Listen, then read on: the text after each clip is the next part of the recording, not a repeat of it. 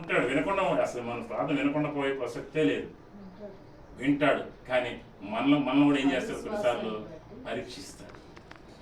నా బిడ్డ ఎంత విశ్వాసం, ఒకవేళ ఇచ్చాడుకో ఎగిరి గంతేస్తారు, ఏసైనా ప్రార్థన అంటే ఇస్తే ఒక మాట లేకపోతే మరో మాట.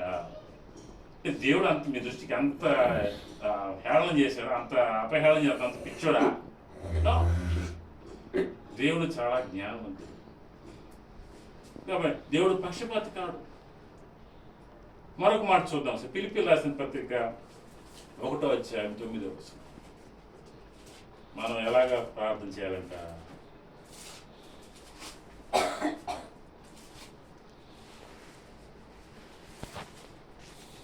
మీరు శ్రేష్టమైన కార్యములను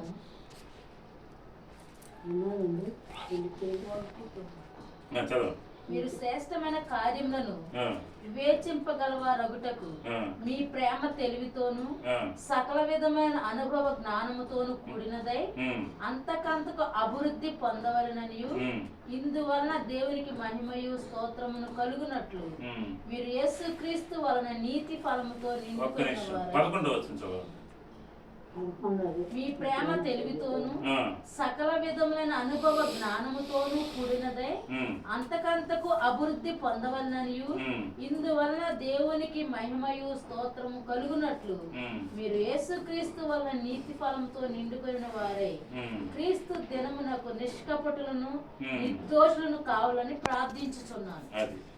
దీన్ని బట్టి మనం ఏం నేర్చుకోవాలి? ఇక్కడ ఏం నేర్చుకోవాలి? తెలివి. ఒక్క మాట ఒకసారి ఆగండి. తెలివితో అడగాలి. అతను ఏదో పనిగా ఉంటాడు, అతను వెళ్ళి కలవడం కోసం వెళ్తా, అవసరం అయ్యి వెళ్ళి అడుగుతాం. తెలివితో అడగాలి. ఎలా తెలివి? ఏదో పని ఉన్నప్పుడు ఏం చేయాలా? కాసేపు అక్కడ ఆగి అతనితో మాట్లాడి